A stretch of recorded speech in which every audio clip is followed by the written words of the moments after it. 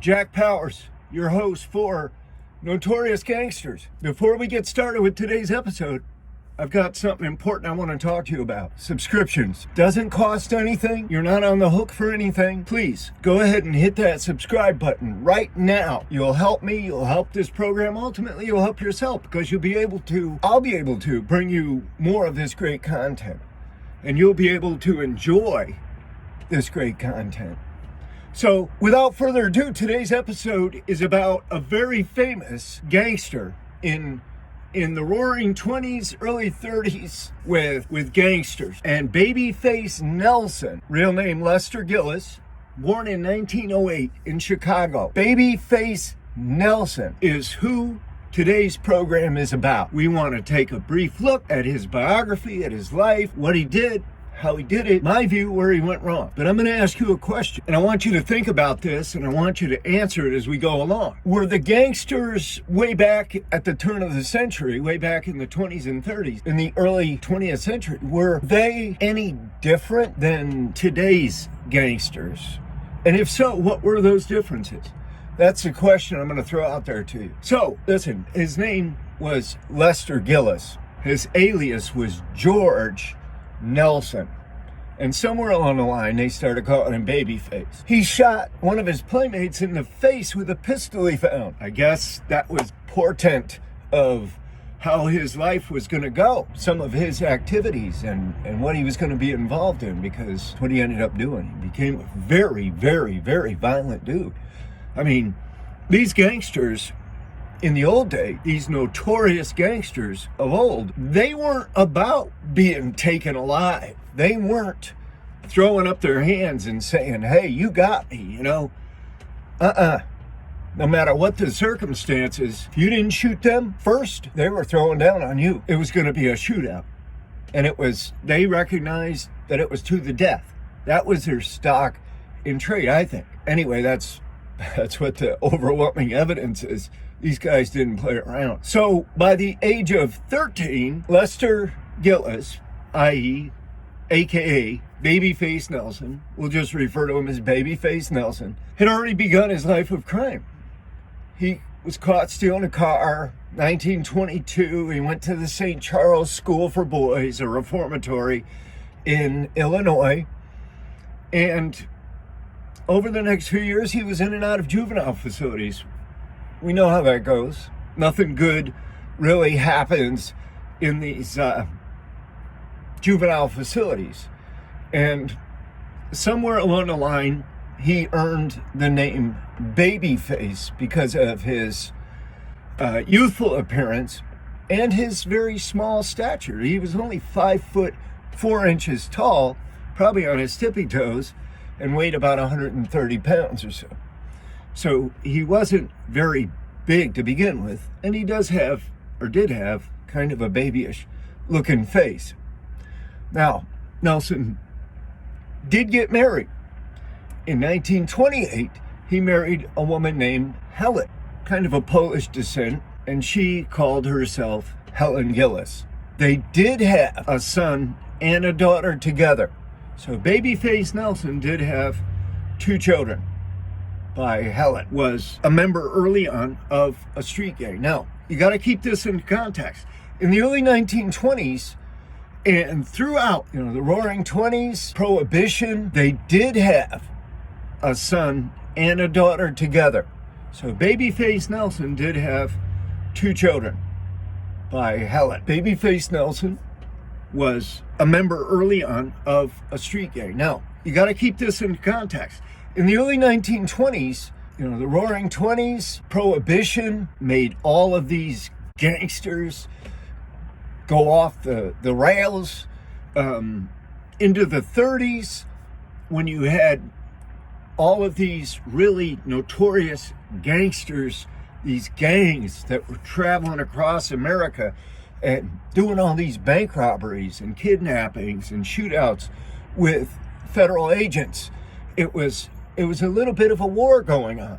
And the newspapers loved it, ate it up. The American public loved it, ate it up. Just something about it. People just seemed to be entranced by this back and forth, cops and robbers, even a game that kids play, right? So Nelson always wanted one thing. He wanted to be a bank robber. He wanted to be a famous bank robber. He wanted to be a bank robber like John Dillinger. That was Babyface Nelson's hero, John Dillinger. And Babyface wanted to be like him. He began robbing banks. He escaped from custody while he was being transported to the place where he was going to serve his sentence. He escaped.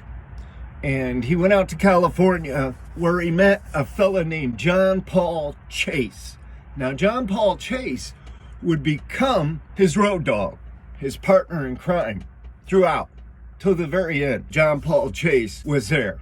And together, they traveled throughout the Midwest, and they were engaged in numerous crimes. From what I'm understanding, there was sort of a network of gangsters that knew each other, or knew of each other.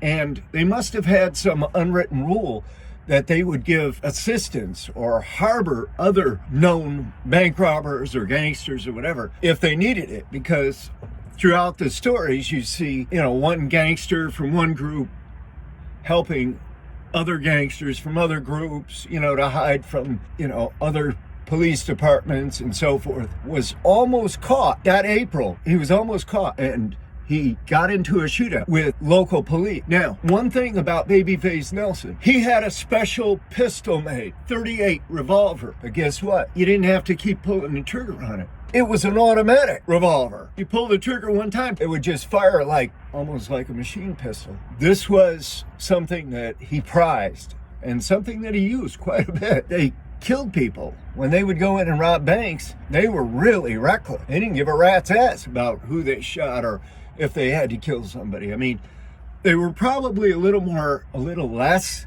violent toward the so-called civilian population, just people in the bank or the tellers or whatever. They're probably a little less violent toward them than the police. But the minute they saw any law enforcement, it was on. It was almost as if they lived for those shootouts as much as anything else. It was just, I've never been in a shootout. I've had guns pointed in my face.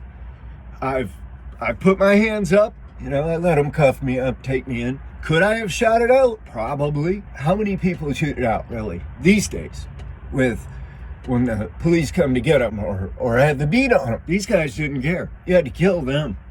You had to kill them. Once they got to a certain point where they had already killed people in shootouts, couldn't take the taste out of their mouth. You had to kill them dead. And that's what the federal agents knew. And this time also, you have to remember this. The FBI wasn't the FBI. It was just a federal investigative agency. Mostly just a few agents at that point that were directed and headed up by this guy named Melvin Purvis. Melvin Purvis. He was the top federal agent. And it was the Department of Investigation, I think.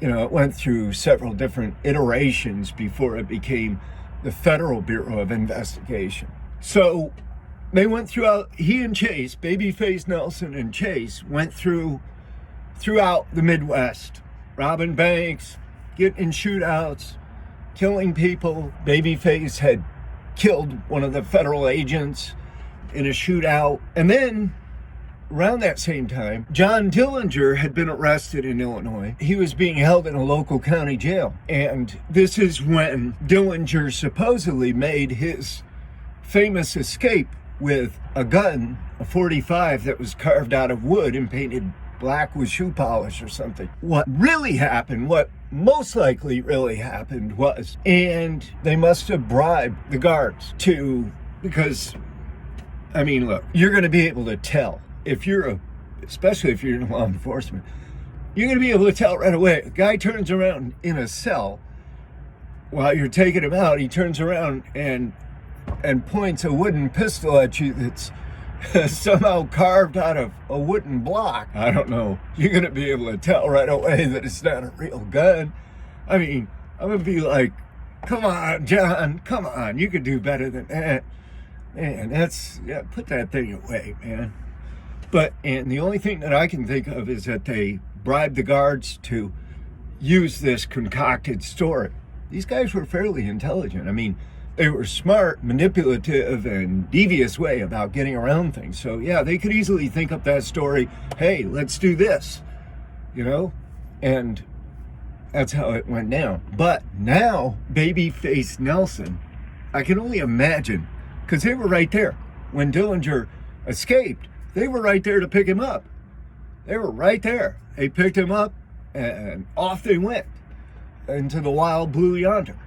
Here they went in one of those old, but those cars would move a little bit now.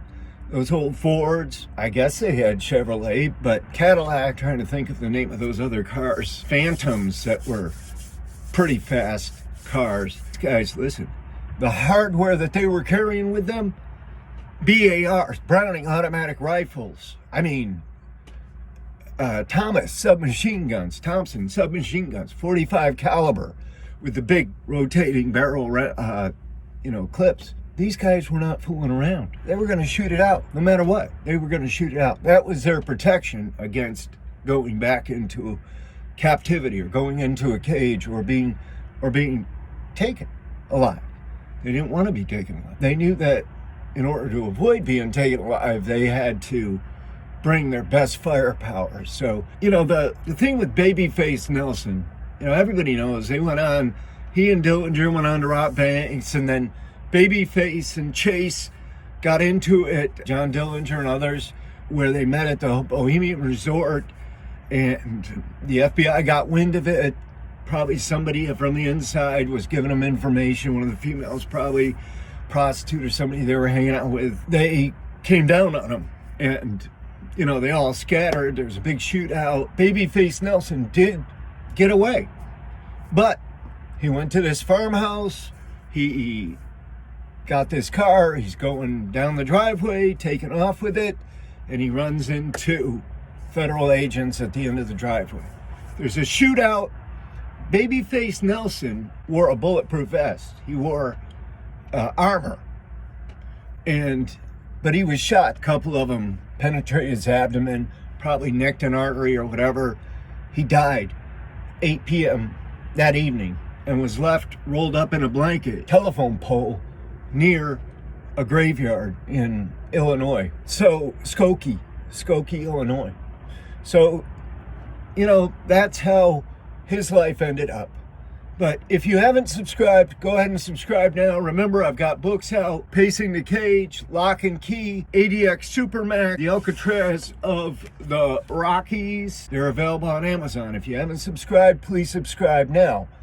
I will see you next time for Notorious Gangsters. Be here.